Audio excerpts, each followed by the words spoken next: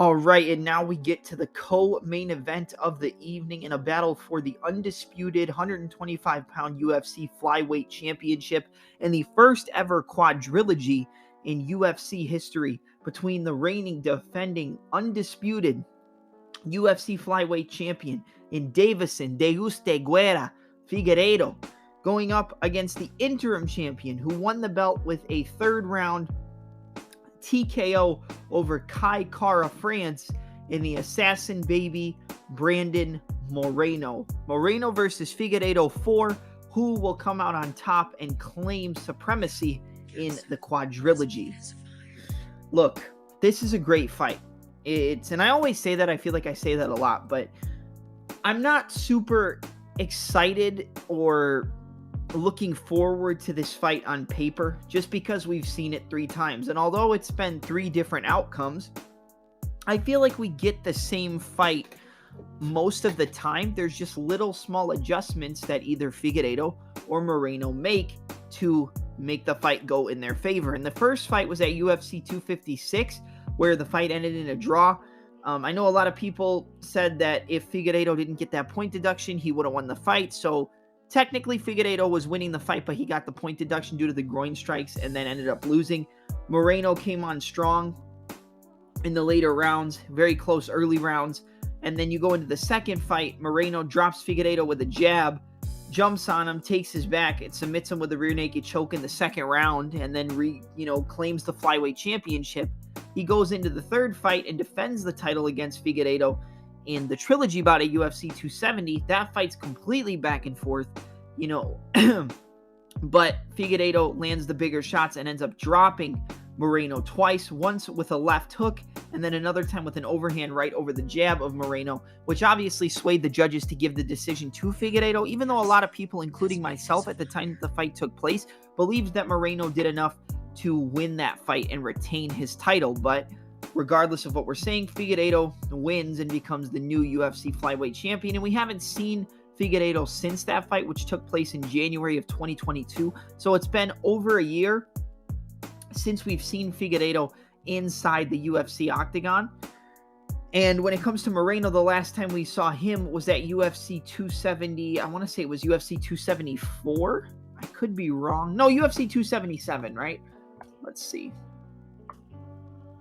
Yeah, UFC 277, where he got that third round TKO with that left kick to the body against Kai Kara France and finished him off. It was a close competitive fight.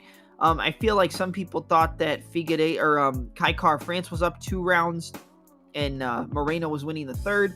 I feel like some people thought Moreno was up 2-0, going into the third. It was back and forth, either 2-0, 2-0 Kai Kara, 2-0 Moreno, 1-1. Like, it was back and forth between a lot of people. I thought that Moreno won the first round pretty decisively. I thought Kai Kara France won the second and was on his way to winning the third before the left hook into the same side switch kick to the body ended up, dropping Kai Kara France and giving Moreno the TKO victory. That's the second victory he had over Kai Kara France. The first fight he won via decision. That was back at UFC 245.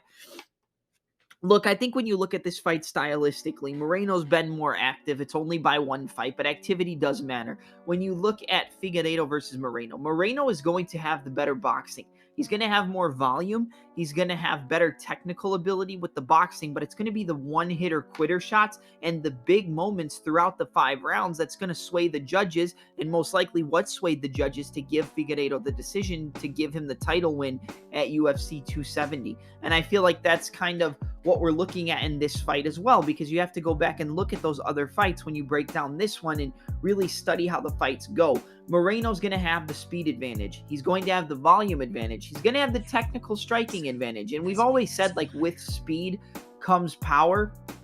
And I feel like the speed of Moreno's shots gives him more power, and it hurts Figueiredo when he starts landing combinations. Even in the third fight, Figueiredo was getting stunned, he was getting cracked, he was getting hurt, and it's mainly because Figueiredo fights with that hands-down style, kind of like a poor man's version of a Dominic Cruz, but more just based off the hands low, kind of moving his head off to the left. He'll move his head off to the left lead side and feint that rear cross, so then he can slip inside of your jab as you throw it and throw the overhand right, come back with the left hook. He can throw a jab, switch off, get off on an angle, stand in a side stance. He has more of a side stance traditionally, and he'll switch between a side stance and a karate style stance like we saw Henry Cejudo use in his fight against Wilson Hayes. And he trained out at Fight Ready, but he's not at Fight Ready for this camp, I believe.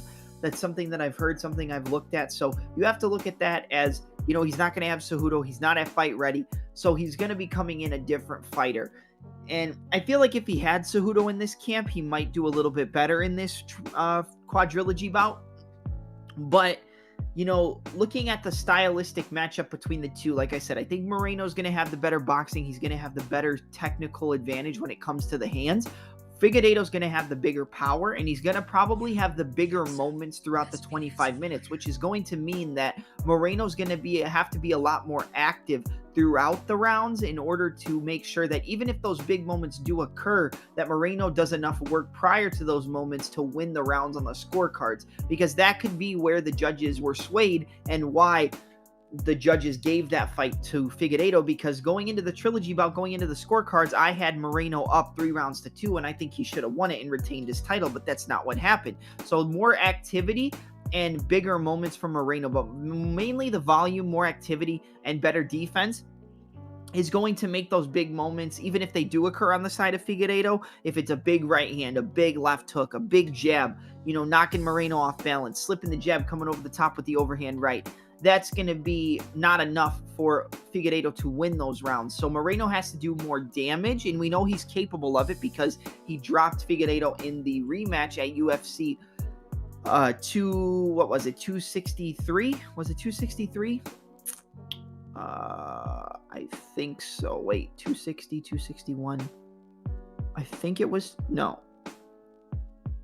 When did the second fight between Figueiredo and Moreno take place? Let's see. Was it 263? Yeah, 263. Okay, I was right. UFC 263, and that's where Moreno won with a third-round rear naked choke submission. He dropped him with a jab. He was piecing him up on the feet. Figueiredo didn't look himself. And, we saw more of that in the trilogy bout with, like I said, the speed, the boxing combinations, the left hook from Brandon Moreno, the jab from Brandon Moreno, the left switch kick from the orthodox stance, switching into southpaw to land the left kick to the body, like we saw him drop Kai France with in his most recent bout. The left high kick, the lead high kick, the left hook into the same side body kick, left hook into the same side high kick. Everything off the lead side for Moreno is going to be his key to victory, while everything off of the rear side, the right hand of Deiveson Figueiredo, the overhand right, the straight right hand, the right elbows, the right calf kicks, it's going to be lead versus rear side in this fight, and that's kind of the story of these two when you look at it. I feel like the calf kicks were a big, big weapon for Figueiredo in the trilogy bout with Moreno, and he did the most damage with that aside from the overhand right and the left hook he was able to land. With Moreno, it's the jab, it's the left hook, it's the hook off the jab, it's the hook into the same side left body kick, it's the jab into the same side left high kick, it's the cross switch kick, or the cross switch stance into the lead left switch kick. Like everything on the lead side is going to win the fight for Moreno. Tying that in with obviously catching Figueiredo's forward pressure with the body lock trips, whether it's an inside or an outside trip. I feel like that's going to be what offsets Figueiredo's momentum and makes him gun shy to land those big shots, which would aid in Figueiredo losing those rounds and Moreno winning them because of the volume that Moreno's going to be outputting throughout the 25-minute bout. I think that this is a very difficult fight to pick, and to be honest, if there's one fight on the entire card that I don't think anybody should bet on, it's Figueiredo versus Moreno. I think it's better to just sit back, watch, and enjoy the high-level fight that we're going to get, because these guys are so closely contested. They are so evenly matched overall that I feel like it's better to just stay away from this on all aspects of betting. I see a lot of people taking Moreno. I see a lot of people backing Figueiredo. I think this fight is so close that either guy can win. Either one can walk out as the undisputed champion, so it's better to stay away from it on all aspects. I don't even like over-unders because we've seen Moreno be capable of getting a finish. We've seen Figueiredo drop Moreno with big power shots, even though Moreno showed the durability to last and come back later in the fight. I don't like the over-unders. I don't like the money line. I don't like a winning method. If anything, I would say maybe fight goes to decision because I don't necessarily see a finish happening, but we've seen Moreno finish Figueiredo. We've seen Figueiredo drop Moreno and be able to almost get a finish by hurting him bad with his boxing. So I don't like this fight at all. I think you should stay away from it in all aspects when it comes to betting. If you're looking at betting on the card, I would look at other fights and stay away from the co-main event. I don't like this at all, and I'm not gonna bet anything when it comes to this fight. This is one I'm staying away from completely. But breaking down the winner, like I said, man, it's very difficult to pick a winner here, and I don't really know. I'm going to be honest. Like, the pick I'm going to give you here, there's a reason I'm saying not to bet on it. I'm very weary in making a pick, but based off the activity, based off the boxing capability that we've seen Moreno showcase and how much his boxing and hand speed has given Figueiredo trouble, even in the fights that Figueiredo has won, mainly the trilogy bout at 270 and then the draw that they went to in the first fight, the jab, the left hook, the 1-2-3, the jab cross hook, the lead left high kick, the left body kick, those all give Figueiredo a lot of trouble, and it's the variety of weapons and the speed that Moreno possesses versus the one-hitter quitter power of Deiveson Figueiredo and the wrestling that Moreno can use, even though I think it's going to be a little bit harder for Moreno to implement those takedowns, whether it's body lock takedowns with inside or outside trips. I'm still going to lean towards Moreno, but the one thing you have to look at is, you know, James Krause, the betting scandal, everything like that. Moreno is now over at Fortis MMA with Coach Saif Sayoud. This will be the first camp he's working with Fortis MMA. So how different of a Moreno are we going to see going into this fight compared to other fights because he's working alongside Coach Saif Sayoud at Fortis? I think it's a good move for Moreno, you know, and stuff like that, but it's something you have to take into consideration because of the James Krause betting scandal, him not being able to coach, him probably, you know, he'll probably end up going to prison based off of this whole entire betting scandal with the Derek Minner Shylin Nurmagomedov fight.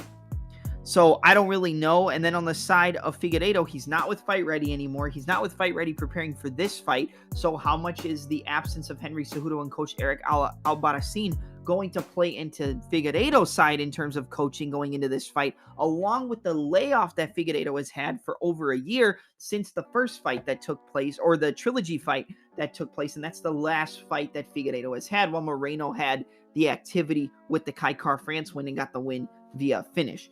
I'm going to side with Moreno here, but again, like I said, it's basically like a 52-48, 51-49 in terms of a pick here because they are so closely matched and so closely contested. But I'm going to go with a decision. I don't see a finish here. I think that Figueiredo will be able to last, but I'm going to go with a 48-47 unanimous decision victory for Brandon Moreno to become the new UFC flyweight champion, the undisputed UFC flyweight champion, and go up 2-1 against Figueiredo in the quadrilogy bout. If you're picking Figueiredo, I'm not upset with you. If you think his power, his variety, his awkward movement, and footwork and stance changes is going to be more than enough to beat Moreno, that's fine. Like I said, I'm not going to discredit anybody for either side that they take in this fight, but I'm going to go with Moreno. Originally, I was on Figueiredo, but the more I thought about it and everything going into it, I'm going to go with Moreno here.